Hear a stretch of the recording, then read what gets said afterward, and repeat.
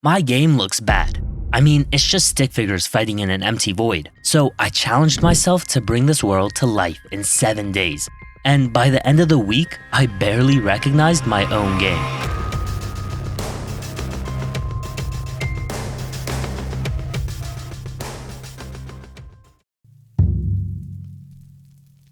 Starting off strong on day 1, my goal was to finally make a background since I've been procrastinating on this for 2 weeks. After many attempts trying to make this, I decided to go with 3 simple layers with increasing detail as we get closer.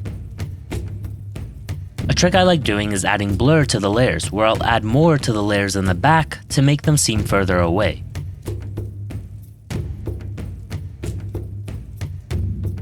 Next is setting up the background in Unity with a parallax effect, which just means moving my 3 layers at different speeds. And there we go. Pretty happy with this result. Going straight into day 2, I needed a foreground to go with my background that I made yesterday. Once again, simple is the name of the game, mainly because of my limited art skills. So I just settled with a single ground layer. Krita's different brushes really came in handy when trying to make texture in the ground. Oh, and I also drew some trees, cliffs, and bushes.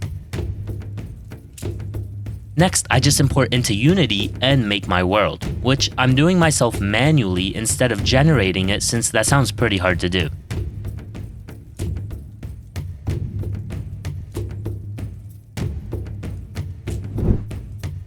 For the cliffs, I wanted a one-side collision. You can walk through them normally and jump right past them, but if you land on them from the top, you can actually stand on it.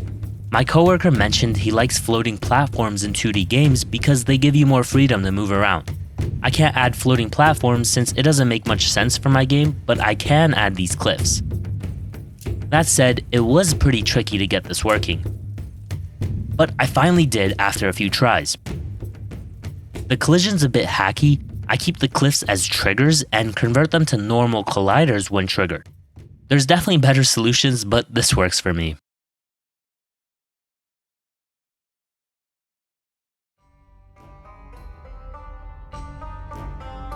On day 3, I was running short on time, but I still want to get some progress to keep the challenge going. So my goal was to add some cool leaf particles to drift through the world. First, a reference image. And here's my final product. Yeah, this looks trash. I'm gonna just try again. There we go, that's much better. Now I just gotta make the particles. For such a small addition, I think it makes a big impact, to be honest. I didn't have much time on Thursday either, but I wanted to make a new character. This guy is a merchant, and I plan on making him the first NPC to actually move the story along. Pretty short day compared to the others, but we got our first NPC in the game. You can't interact with him yet, but I mean, at least he looks pretty cool. Oh, and he has an itchy butt for some reason.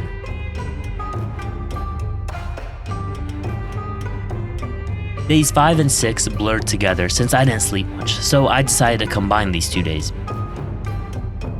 I made a pub for the drunken monk enemies and like a noble courtyard area for the guards. It took forever and it was so tedious. Also, it probably didn't help that I kept taking breaks to play League of Legends. Hasagi!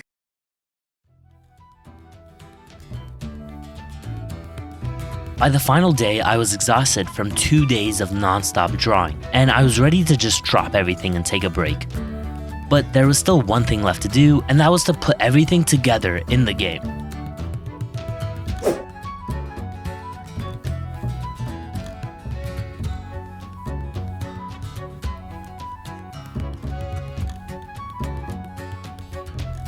Safe to say, I think I crushed my challenge. On the final night, I had my family playtest it, and watching them play exposed a lot of bugs. But more concerningly, I got bored just watching them play. Now I have 7 bugs on my hands to deal with, but the real problem is the combat. Despite all my attempts to make it fun, it's still boring. So I'm gonna have to head back to the drawing board. Anyway, that's gonna be it for this time. We're almost at 100 subs, which is crazy to me, and I have a special video for that milestone. So consider subbing if you want to see that. Thanks again, and catch you next time.